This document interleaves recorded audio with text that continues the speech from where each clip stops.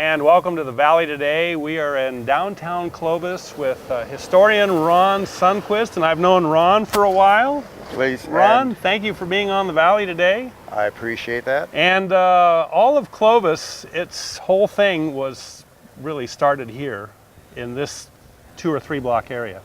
Actually, this city began just 1 block east of us, up the street here on 4th Street. Yeah. Clovis Cole came from Indiana, set up his ranch right where the original depot used to be. Yeah. Now we have the Tarpey Depot. So even before the lumber came in, now don't go too far away from me, even before the lumber came in, Clovis Cole was here, and he was ranching, and he had a storefront here on Clovis Avenue, or on? No, actually Clovis Cole wasn't in ranching yet. Clovis worked for the lumber company as a teamster. Oh, okay. He was up in the hills running wagons up and down Toll House Road into Clovis. But then in the 1890s, this was in the 1870s, Yeah. 1880s, right after the Civil War. Right. And that's when people were coming west. actually, a lot of people were coming west. Right after the Civil War, Yeah. there were people migrating to the west. The hotel we have across the street here was started by a Civil War veteran, Joshua Hoblet. Mm-hmm. And he and his wife Fanny, who came from Minnesota, they opened up this hotel in 1902, which is still here. This is the oldest building in Old Town Clovis Yeah. right now. Yeah. And Old Town Clovis here is so beautiful. We're on a nice sunny day. It's not too warm, and it's just magnificent. Well, it is. And this is why people come to Clovis, not just for the weather, or to California for that matter, for the weather, because as a Minnesotan myself, I moved here in 1986. Yeah. And came to the Valley. So yeah, the weather, but now this is the antique capital of the Central Valley, basically. Yeah, that is pretty wild. And even we have a lot of representation here of things that were brought from this area. For instance, these columns are, is this Academy granite? Yes, this came from the Academy quarry just east of us, and they're noted too, not only for this, but Raymond Quarry quarried black granite. Yeah. Which is even has been used in monuments now in Washington, D.C. for a lot of the monuments for our veterans. Yeah, and that's a very unique granite, right? It is. It's very, very scarce. You can only find it here in the Central Valley.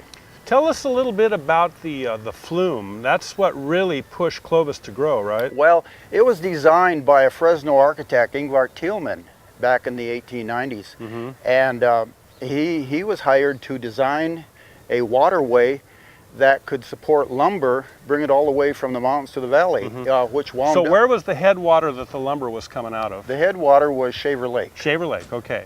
And then they were cutting the wood and putting it in the lake, and then they were getting it ready to take down the flume. Well, rough cut lumber, right? Right. As we might see in the museum, they used donkey engines to drag the logs out to the area where they could be machined in the woods, rough cut lumber. Yeah. And then they were then dragged to the flume, stacked, put in the flume, and 42-mile trip to Clovis. So in the late 1840s, certainly we had the gold rush farther north, and then in the 1870s, 1880s, we had another, not a gold rush, but a lumber rush. It was a lumber rush, and this was a trade town. Yeah. For many years, for at least 20 years, this was a major trade town. How did they settle to bring the lumber to here? Because that was about a 42-mile stretch or so? Well, the flume was built with 40 million board feet of lumber. That alone took a couple of years to build, from 1891 to about 1893. And of course, they have to process the wood as they're harvesting it, and then ready it for the flume as it progressed downhill. The thing is, the lumber had to be stacked and cured and dried before they could do anything with it. Really? So we had 40 million board feet of lumber here in the rodeo grounds, which was the Shaver Lake Lumber and Flume Company. And that is really this was one of the few lumber companies that really built out some of early California. Yes, but there were a lot of other smaller companies that added to the Shaver Lake Lumber Company, which was the Brett's Lumber Mill, and of course, Sugar Pine went north. Right. And Sugar Pine came into Pinedale. Into Pinedale. Yeah. Into Pinedale. So that went into Madera, into Pinedale, and that was the third longest Why wouldn't they I'm have? sorry, second longest flume in the world. I guess the land was fairly cheap back then, but why wouldn't they have gotten the flume a little shorter and put it closer to the foothills? Well, the flume they had to design the flume for the degree that it would slope for every mile. In some areas, if a flume came down too steep, the water was going like 90 to 120 miles per hour in that flume, and then Yeah. lumber wouldn't stay in the flume. Right. So they had to design the flume to traverse all the valleys and ravines, and it was, you've heard of the railroad building railroad trestles. Right. Basically, this was just like building railroad Oh trestles. yeah, it was an engineering. It was engineering feat. It was an engineering feat. Yeah. It- So they it- had to have a certain drop in elevation every mile or so. Yes, there was like 1 inch per every quarter mile. Really? Hmm. Wow, that is just. I mean, and with To the keep the water flowing, because Right. there were areas of the flume in the valley where it was horizontal with the valley, so the water coming from the hills kept the water moving in the horizontal sections of the flume in the Right. valley, kept the boards moving. that is crazy because the instruments back then to be able to get that precision doesn't exist like we have today. We have the GPS and, No. and all that.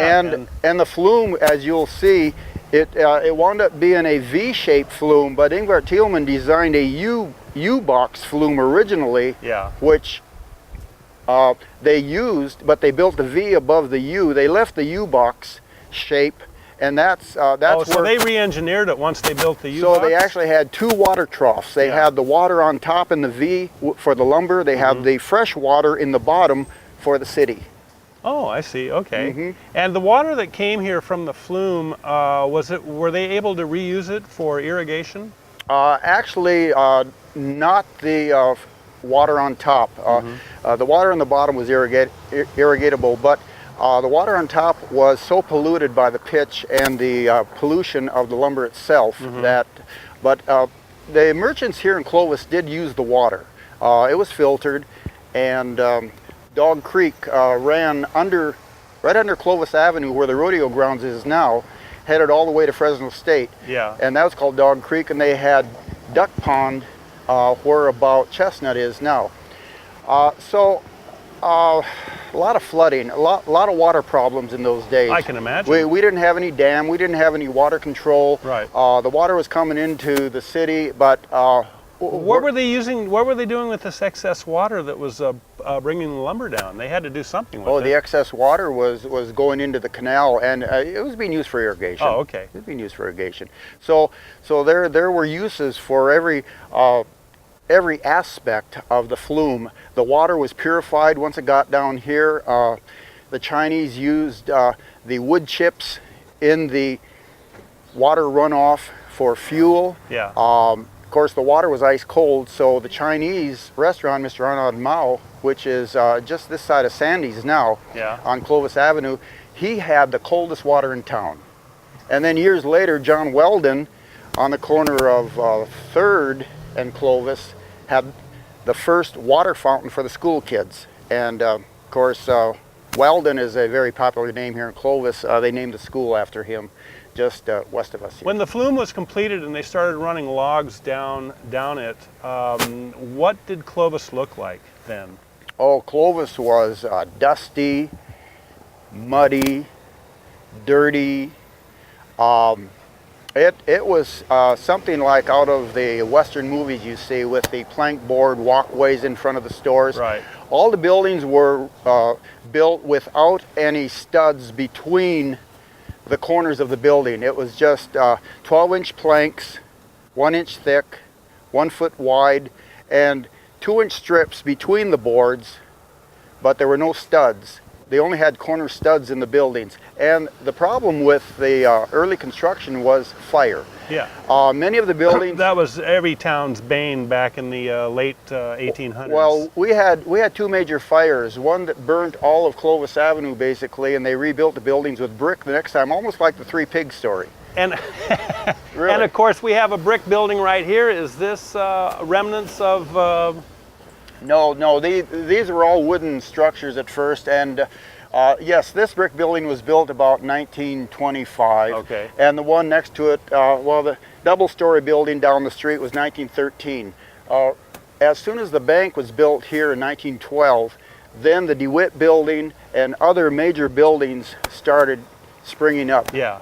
So Pulaski wasn't really the first main street here. It was more oriented over towards Clovis? Well, actually, what's now Clovis Avenue was at first Front Street, then it was Fulton Street, then it was Spreckles Avenue for a short time, named for the sugar magnet in San Francisco. Then it was Springfield Avenue, and now it's Clovis. So it's had 5 name changes through the years. Yeah.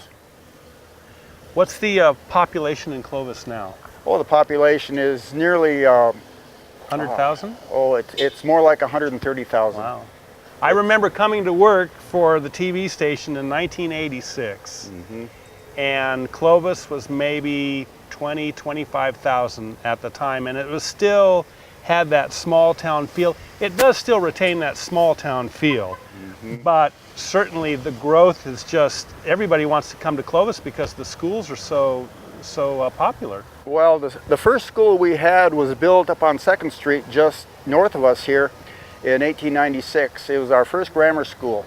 But the first school... Is that the one that's burned down on, is that the one at Minnewawa and... No, that was the Garfield School in the early Garfield colony up on Shepherd and Minnewawa. That was the first school that actually taught our local Indians, the Garfield School. Okay. And then the first school classes were held in the upstairs of our depot here in Clovis, the railroad depot, in 1896. Wow, very cool. We wound up the first segment with lumbering, and there were 2 boys up in the mountains that were lumbering in the 1870s that had this little dog, black, scruffy looking little dog that was killed by a black bear. Yeah. And they buried the dog along this creek and christened the creek Dinky Creek. That's how it got its name. And that's the name you see up in the mountains today. Wow. I never knew that. How interesting.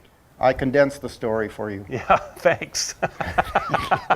Because we have so much to cover. That's right. And then, of course, you were also going to tell us how China Peak got its name. China Peak, and we have Jesse Blasingame represented. He was a huge cattle rancher in east of Clovis here, but he went to San Francisco and adopted a little Chinese boy in San Francisco, brought him back, raised the boy, took him to the hills one day, and as he was showing his son this beautiful mountain peak, he says, "Son," and by the way, the boy's name was Charlie Chinman at the time. He says, "Charlie, I'm going to name that peak after you." And it's been China Peak ever since for this little Chinese boy. How interesting. Yeah, in the 1895 era. Yeah. It's interesting how all these cultures came together. We had certainly a lot of Chinese labor that came into California in the late 1800s. They helped with gold, they helped with the lumber, they helped with everything that was being... Well, we had problems with the lumber company with ethnic groups. The Greek, for instance, worked for less money. They just wanted a job. Yeah. So they shipped the Greeks west. They mostly went to Fresno, but they had a little colony west of Clovis here, the Greeks, and you know, there were a lot of people. The Chinese worked for less. So they shipped the Chinese back to San Francisco. And they were very industrious. Too. Oh, very industrious. They built the railroad. Yeah, right. Basically. Yeah. And that's another area we can get into, the railroad system here that brought economy. Well, even to this in the town. earliest incarnations of Clovis, you had light rail here.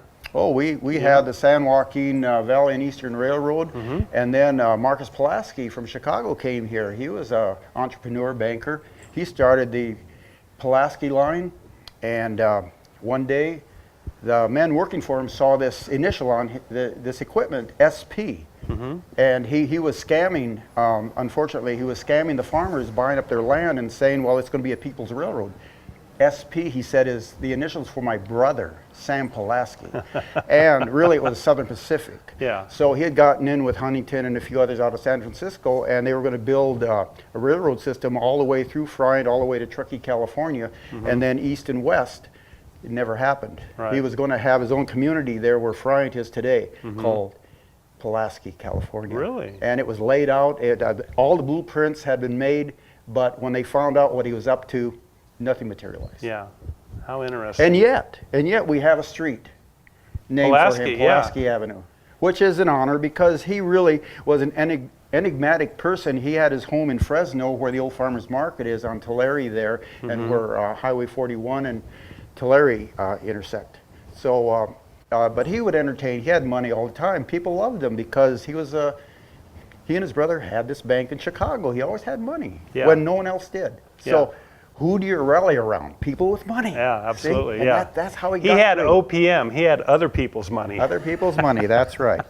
But he died of a heart attack in Chicago one time later in years, and found him slumped over his desk. And yeah, but we honor him here because he did bring some happiness to the valley. You know, we all have little black sheeps in our lives, you know, but here we have his picture up on the wall. This wall here on this grape tree. Oh yeah, there he Marcus is. Pulaski. Yeah. Died in 1929. Yeah. Clovis Cole. Now you are wearing a sheriff's outfit, and tell us about the sheriff that you're representing in the living history portion of this. Well, this is a character that I purposely thought of. His name is Sheriff Clomar. The young sheriff was named after two early Clovis founders, Clovis Cole and Marcus Pulaski. So they used the first Clo and the Mar out of Marcus. And so here I am, Sheriff Ron Clomar. Now, do you become the sheriff on, I guess typically on when you have the farmers market here, you have this museum open. And by the way, this museum is at the corner of 4th and Pulaski, right? Yes, it's on the southeast corner of 4th and Pulaski. I do work. I've just created recently this character, so I'm working up some venues that I can go to and entertain people. But word has gotten out. I've been at farmers markets. I've been at Clovis Fest. I've been at other events, and organizations are kind of catching on to this living history idea. So it's a great character, and it relates back to the old way of life, Clovis way of life, Western way of life, the farmers, the ranchers, the horsemen, the cowboys that came through. Victor McLaughlin, Gary Cooper married a girl from Clovis. Really? Victor McLaughlin had a ranch east of Clovis, the Belf Ranch, and of course Bob Wills and the Texas Playboys lived down by the airport, and Slim Pickens worked at our rodeo, and of course Slim Pickens' real name, you know what his name is? Lewis Lindley. Yeah. Yeah, so Slim Pickens. Slim Pickens. He had a brother named Easy Pickens. Seriously, Really? seriously. I've researched that on the internet. And of course, your favorite is Ken Curtis. Ken Curtis Festus. Which we were fortunate through his wife to get his first pair of boots on display in the museum here. After he died, his wife gave us the boots and some other artifacts that we have here in the museum, and I'm very proud to have Ken Curtis's plaques from the Western Hall of Fame in Oklahoma and Texas. And when he traveled the country, and he met his beautiful wife Tori at a rodeo, and she said, when she first saw him, she said to her girlfriend, she said, "He's too pretty for me. I don't want to marry that guy." Because he was a stand-in. He was a stand-in for Roy Rogers and the Sons of the Pioneers when Roy had to go on and do his TV show. You know, he had a major part in Mr. Roberts. Mr. Roberts, in the Alamo with John Wayne. He even did a very serious role on Have Gun Will Travel, where he played a real mean guy. Oh, really? Oh, the only scene that I've ever seen him really mean. And he was a cowboy from day one. Well, he was a singing cowboy to a point. Singing cowboy. Yeah. Then he worked into his character, which is very unique and one of a kind. Right. You'll never see a Festus again. We're running out of time. I'm wondering, we should go back to the flume back here. Come on, Charles. Here we go. We're catching you. You are? Yeah. How are you? Hi, I'm Peg. Nice to meet you, Bob Harris. You ought to give us some advertisement on this. Oh, absolutely. Yes. We'll take care of it. Yes, Right. ma'am. Well, I need that back. Okay. Let me look at it, and then we'll go from there. It's a historic academy where the genesis of Clovis began. Okay. And right here with, Yes, Can I get by? you Yeah. certainly can. And that's a story in itself with William Temple Cole. You know, that is a great story. yeah. William Cole, he was no relation to Clovis Cole, but he was a sheep herder. And we are filming? Yeah, we are. Okay, we're filming. Okay. Indeed. Anyway, he and his family started the City of Academy. Oh, okay. Yes, he was sending his daughters to San Francisco for schooling, and it got so difficult for him that he opened up a school, which now the city is named after. And of course, 15 years ago, it almost became a university. It was one of the sites being considered for the next university to go in here in California. That's true. He had 10 daughters. Wow. 10 daughters. He was a busy boy. Well, yes. And we are here at an original section of flume. Thanks to so many people that had their hands in building the flume, but a Mr. Nick Ubik, and he isn't with us anymore, and he used to come, and I wish you could meet him, but he went up to the hills one day, and I'm sure he had some friends with him. This was all just in pieces, and he brought it back, reassembled this flume, and thanks to Nick Ubik, we have this piece of the historic. There are still sections of the flume that exist on some of the hillsides coming down, right? Yes. If you go up the old Toll House Road, you'll see them. During the fall and winter, when the leaves are off the trees, you can see them really well. Yeah. But this was the third longest flume in the world. Yeah. Actually almost 45, 47 miles As we said earlier, an engineering feat for the 1890s. Well, when you consider 400 million board feet of rough cut lumber, 12-inch planks, and flume sloped, like we said before. We won't go into all the details again, but this is an amazing feat of construction. Right. It certainly is. And how many board feet do you think ran down this in its heyday? Well, in the total years of the flume, they would get about 20,000 board feet per day. Oh, wow. 20,000 a day, 40 million in its lifetime.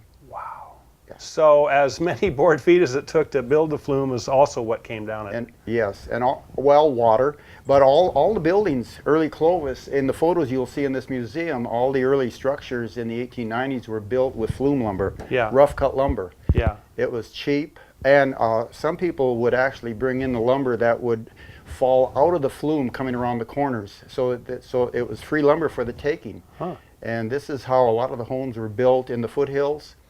Right behind you we have a collage of photos. So all through this museum we have photos on the wall, we have photos behind us. It's just, and I think Peg Boss, who is the director of this museum now, she has done a superior job in keeping this museum alive.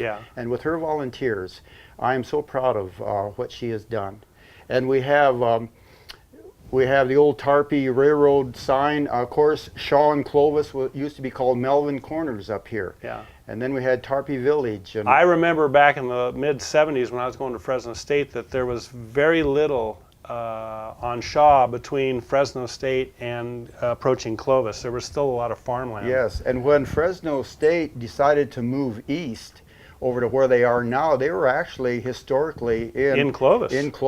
Because that was between Cedar and Chestnut. And that was on the William Helm property, which was a part of the Clovis territory at that time. Well, Ron, we are out of time. Thank you so much for being on the Valley today and showing us the Clovis Museum. And we are here at, what, 4th and Pulaski? 4th and Pulaski. Do you know what the hours are for this museum? Yes, the hours are usually, I believe, Monday through Saturday. Tuesday through Saturday. I'm sorry, Tuesday through Saturday. I was just told by Mrs. Peg Boss herself. Tuesday through Saturday, 10 to 2. 10 o'clock to 2, and by appointment, I believe. If you call it ahead, appointments are available. You want to see some of the earliest California still represented here, come to the Clovis Museum. This is the Valley Today with Ron Sundquist. Thanks so much for being on the Valley Today. And the Valley Today is a public service presentation of this great TV station. Thanks for watching and have a great day. The Clovis Big Dry Creek Museum is at 4th and Pulaski in Clovis. For more information, go to clovis-museum.com or call 297-8033.